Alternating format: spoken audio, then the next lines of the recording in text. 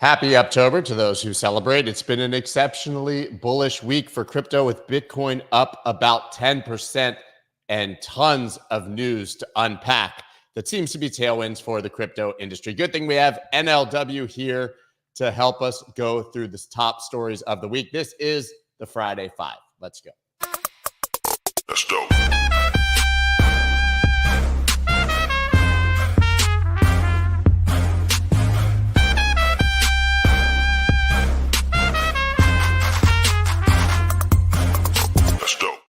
What is up, everybody? I'm Scott Melker, also known as the Wolf of All Streets. Before we get started, please subscribe to the channel and hit that like button. We had a lot of mystery as to when October would start. And of course, right at the back half of the month, here we go. Bitcoin up 10%. We're so back. It turns out when you dig into it, it tends to be. I think that I saw someone studied it. It was like the 14th was the average day that it kicked off or something. So we're actually quite in line so far, it seems. Yeah, I mean, taking a look quickly, up 10.61%. I mean, very, very conspicuously, altcoins underperforming here, right? You take a look at Bitcoin's up 10. You do have Doge down there up 23%, and we can talk about that a bit. I mean, it obviously has jumped because Musk is out on the campaign trail talking about the Department of Government Efficiency, aka Doge. I'm old enough to remember when if he did something like that, Doge would go up like 300%. Yeah, I mean, listen, there has been a steady, you could chart how Elon's mentions of Doge, the power of the mentions decrease. However, it still works now like 34 times deep. So, some trades are always going to be there. Yeah, I mean, sort of before we really get into the news, we have this title, Crypto's Most Bullish Week. There are reasons to say that. I mean, BlackRock's spot Bitcoin ETF draws in over $1 billion so far this week. I know we sort of unpacked these inflows and outflows, but this was particularly eye-opening how much money actually came into these ETFs this week. And the timing of it, once again, being, as you said, sort of October 14th, it's all happening in line, as you mentioned, and it's hard to deny when you're seeing $1 billion into one of these and multi-billions into them across the board.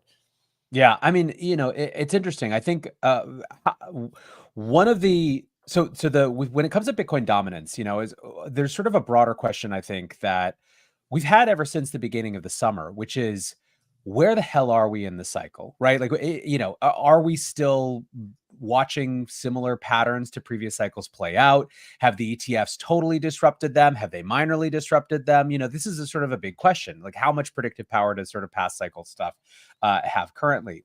And I think in that lens, the fact that Bitcoin is outperforming should actually be good news for us, right? Like the rotation into alt sort of happens at, when the cycle is on its, sort of moving into its culmination phases, or not culmination, but you get what I'm saying. Like, it's sort of, not on the upswing anymore. And, I think that what we would hope is that we have not yet hit the peaks of what this cycle, that we got there a little fast because of the ETF excitement, because it unlocked a new set of capital, but that, ideally we'd be sort of still looking for that, gradual move up into new Bitcoin all-time highs that are potentially more meaningful than just, a little bit higher than previous, and all this sort of stuff that comes after. So, listen, I think if you took away the ETF related all-time highs, we start to look a little bit more like we might have, in any other year. Yeah, absolutely. And listen, you can't talk about crypto in October of 2024 without talking about politics, right? I literally just pulled up this cute election countdown clock, but we got 17 days, 15 hours, and roughly 49 minutes until the election. And this has really been, I think, to some degree, in many people's minds, what's driving price action at this point. Of course, we have Donald Trump at 61-ish% on Polymarket. I think Kalshi was about 55, 56, which is less crypto native, obviously, but it's not the only race worth discussing at this point. We obviously had the two debates between John Deaton and Elizabeth Warren, and man, they were explosive. I know that you saw some of the clips. I watched the entire first debate and was trying to get through most of the second debate this morning, but it's really on the docket in that race. Yeah, I mean, it's a referendum, and I think it's always been an enormous long shot, right? Elizabeth Warren is an incredibly popular politician. She's still polling, double digits ahead. But there are clear strides being made, and holding aside even how many unbelievable shots Deaton got in across these debates, you are seeing a shift. She's being forced to shift in her stance. You hear caveats every time she talks about crypto now, that it's totally fine with her if people want to buy and sell crypto, right? Totally. Which has never been part of the anti-crypto army didn't start off saying it's totally fine if people want to buy and sell crypto, but we're building an army, if you happen to want to launder money. Anti-crypto army was the anti-crypto army. So I think that there is clearly manifest a shift. And I think it's not just that race. I think it's also, broader sort of, headwinds for the anti-crypto army. But it's, Deaton is bringing it to her in a way that localizes the issue as well, that doesn't allow her to just be, she can't afford to completely ignore it in the way that she might have if he hadn't gotten into this race. Agree. And so in the first debate, obviously, she was on her heels about crypto, as you said. Everybody can buy and sell it. It's totally fine. I just want the same rules of the road. This is the same woman who sat on the Senate floor with Jamie Dimon, like ecstatically saying that crypto should be entirely banned in the United States. Right. So we, to your point, we know the narrative. I just want to play. I found two very quick clips from last night. She obviously came prepared 2 days later with a new gotcha phrase, which is the 80, 90, 100. I don't know if you heard this one, but she mentioned it multiple times. But here's one clip. Hopefully you guys can hear it. Who can squeeze out more profits. He wants to talk about corruption. Let's use the 80, 90, 100 rule. 80% of Mr. Deaton's wealth is tied up in crypto. 90% of his funding for this campaign is coming from crypto. Senator, that's and time. 100% Senator, of his that's loyalty in Washington. Mr. Deaton, you have 30 seconds to respond. That is corruption. Senator. I mean, so this is her new thing. 80% of his money is coming from crypto. 90% or 80% of his money is in crypto. 90% of his donations are coming from crypto, and 100% of his interest will be for crypto. And she says it again back here. Let me find it here. Hopefully this will play correctly. Great. Come on. Well, you get the idea. And she goes in a hard defense of Gary Gensler in this later part as well, which I guess is not surprising considering he's her plant, but basically saying that Deaton only cares about the SEC because it's about crypto and because that's where his money comes from and that's his sole interest. Yeah. I mean, the fact that she's as strong an incumbent position that she is, that she's got to, frantically race between debates to come up with new, sound bites it tells you a lot about the state of affairs. It does. And I mean, still the reality, I think, of the election is that he's pretty far behind, right? As much as we love to focus on these debates, you got to imagine that your average Senate debate doesn't draw that much attention. So we're in a situation where he just needs a ton of money to get a ton of exposure so that people even know his name. I mean, right now this has her at 56, him at 34. I've seen polls where they're within 10 or 11%, depending on what it is. This is theoretically doable in 3 weeks if he has some sort of viral hit. But it seems like we know that the most entrenched senators in the world rarely lose, right?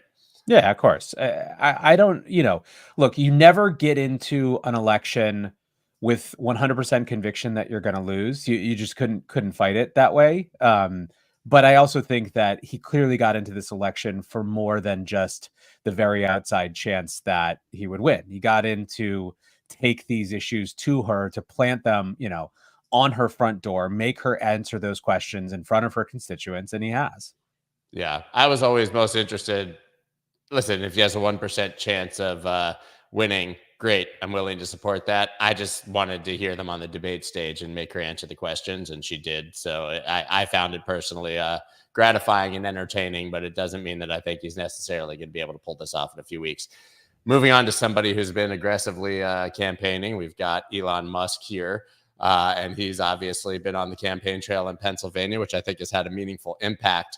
But the story I want to talk about is that they moved a whole lot of Bitcoin. Their $760 million of their Bitcoin went from the wallet everybody knows to a bunch of wallets nobody knows, obviously leading to wild conjecture as to what could be happening there. My gut never said that means they're selling it, right? It's not like it went to a transparent exchange account. And there are a lot of reasons that you would move it around. But what do you make of this big transfer here? Couple things. One, I agree. I don't think that it's a logical conclusion to jump to that this would a priori suggest that they're about to sell it. I think that there are a lot of reasons given Elon's support of Trump that it would be sort of insane to sell a huge grip of Bitcoin right, before the election as you're trying to like win that constituency as part of it, I think that the complete and utter disinterest in the Bitcoin price to that possibility is reflective of how times have changed, right? In 2021, we were living on what Elon and Tesla did or didn't do, right? Like the announcement that he was going to buy and put Bitcoin on the Tesla balance sheet sent us to new all-time highs. And then like 15 minutes later, when he decided that he realized that there was an environmental issue, so Tesla wasn't going to accept Bitcoin.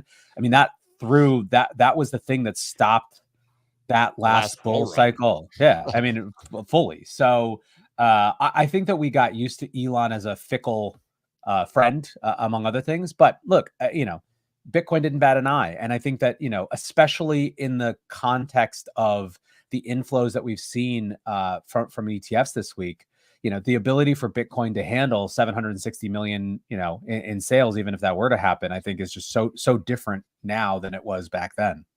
Yeah, and he's obviously out stumping for Trump right now. And as we said, it's made a pretty big difference.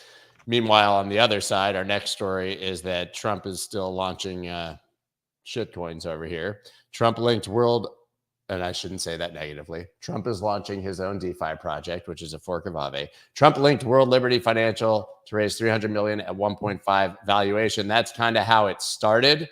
It hasn't gone that well. So they've raised fraction of what they were looking for as we look through this. And there's a lot of rational reasons that might be the case. But let's just say, to be fair, it was not smooth. The website continued to crash. People couldn't get in. There wasn't as much interest, and a lot of people scratching their head as to why this is happening within 21 days of the election. Yeah, I mean, that is a whole separate question in some ways that it just kind of is mind-boggling still. I think, look, I'll go with the weird take that it suggests to me that the crypto audience is much more rational and adult than they have been in the past, that they didn't buy 300 million of this thing, at a $1.5 billion valuation right out of the gate, like it's just whatever. There's so much of this was sort of felt like old dynamics and old strategies. And, I think it doesn't bother me that it wasn't rewarded by the market. Let's put it that way. Yeah, I mean, there's a lot of articles here on why it might have happened. I mean, if we're going to be at least slightly fair, they apparently tried to do this in a compliant manner, which we know is effectively impossible in crypto, but only for accredited investors, right? So really tedious to be able to actually buy this. So your average crypto degen who would have bet money on a Trump NFT couldn't get in this, right? And outside the US, probably even more complex. So they set it up in a way where the tokens are vesting for a year based on securities laws. And I think it just made this to the crypto native audience not that interesting. Yeah. I mean, listen, the entire, I think a huge portion of the demand for ICOs when they happened back in 2017 was the fact that, people, because of accreditation laws, have been structurally, denied access to early technology related risk. And they wanted, that they had that appetite. And I think, a big part of crypto demand in general is for that. So, you cut out that whole piece of the buying audience and, it's going to impact things. Yeah, it's interesting. This article, 5 reasons why Trump's World Liberty Financial token crashed and burned. First of all, I think it's a little early to call it a crash and burn. I think it's fair to say that the launch didn't go that well, right? Because we still have a long history ahead of us. So I don't think that's fair. But there were limits on who could purchase Trump's token. We talked about that. It's not transferable or tradable. The website crashed. There he goes. People think it's a grift, and the buying process is tedious.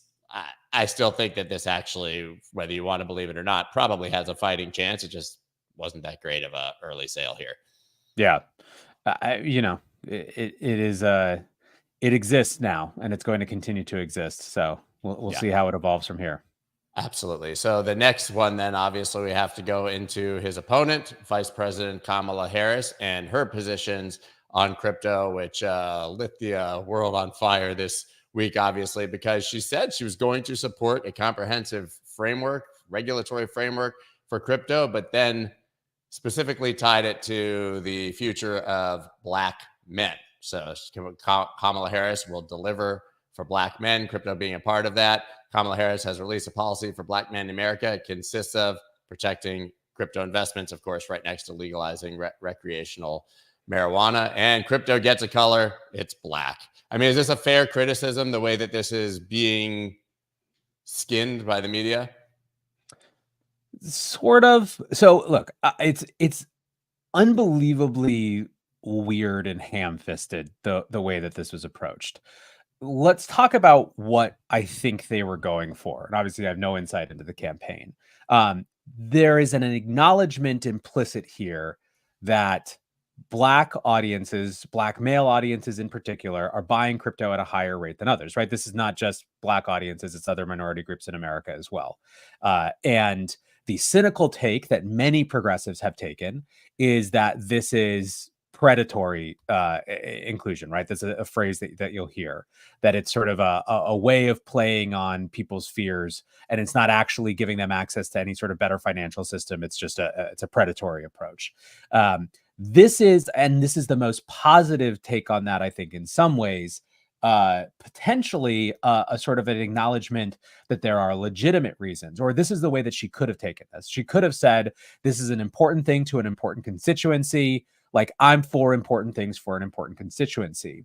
What was weird about it is, one, the fact that it's the most sort of specific that she's talked about crypto, and she did pin it to one specific group, right? If this had come on the heels of a larger sort of broader embrace of crypto and digital assets as an inclusionary technology, and then she sort of leaned into the specific group as the example, that's very different than just talking about it in the context of one group. So, I'm less ready to jump down her throat as like thinking it's just for this group, and saying it's not for anyone else. I think that's a little bit, that analysis is a little politically motivated, frankly.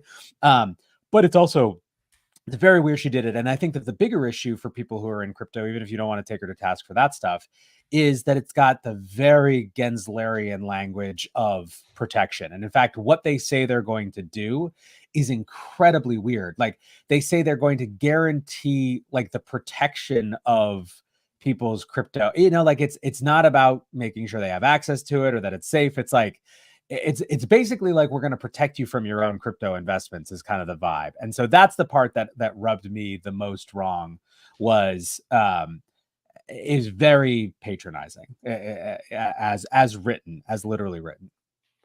Genslerian. I like that.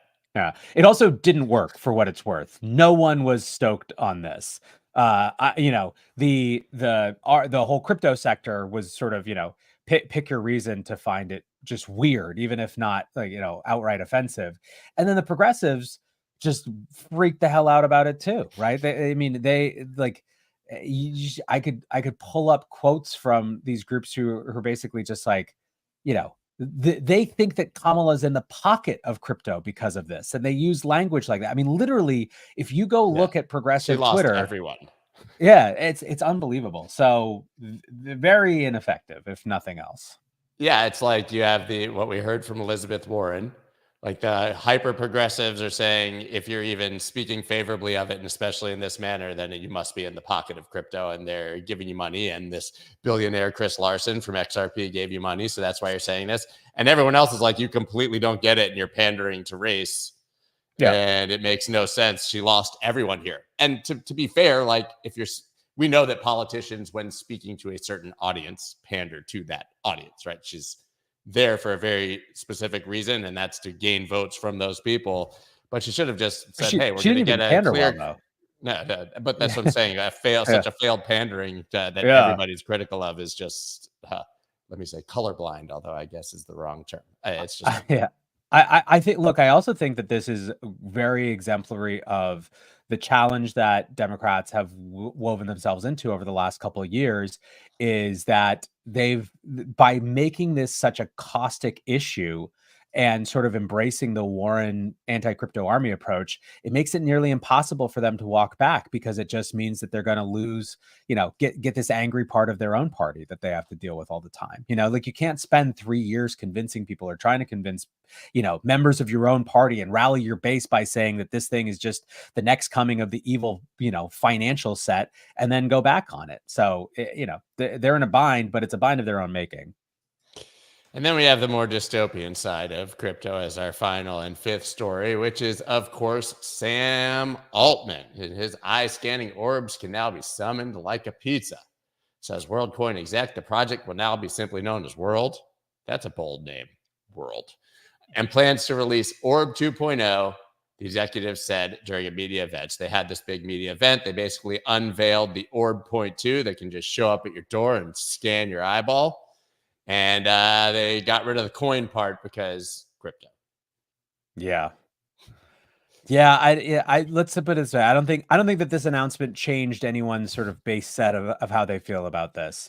There are, it's very clear for most people, whether you feel like this is a unbelievably dystopian thing, an actual way to solve, on the other hand, the problem of sort of identity in the world, or I think that the only sort of middle space that you'll sometimes see is people who get what they're going for, but still think it's unbelievably dystopian. Yeah, I mean, I don't know who wants this to be delivered to their door like a pizza, but I guess if we're going to take the other side of it, we all rail against privacy and how insane it is to have someone scan your eye as we look into our iPhones to use Face ID and unlock all of our apps that are being tracked. So it's not like we don't get our eyes scanned every single day here. You and I are getting our eyes scanned right now, staring into this live stream. Yeah, I mean, listen, we are entering a definite new period when it comes to the compromise of identity. So, who knows? A lot of things that seem absolutely insane to us now will be totally commonplace in the future, whether we like it or not. But that also doesn't mean that you have to just go gently into the good night when something seems, particularly egregious on that front. Yeah, I'm just not letting them scan my eyeball. That's all there is to it. For whatever reason, I don't know if it's them or if it's the whole, ChatGPT going from a nonprofit to him having billions of dollars part. I just question the intentions specifically in this case. I've had enough up close and personal with billionaire Sams of questionable integrity that I'm not gonna give this one too easy a pass. Oh man, he's getting the Sam Association treatment. Association by Sam. There's no better way to end this, guys. That's all we got for you today on the Friday Five. Of course, listen to the breakdown by NLW every single day. It's amazing, and follow him on X. That's all we got for you guys. Thanks, Nathaniel. Man, we'll see you next week. Cheers, guys.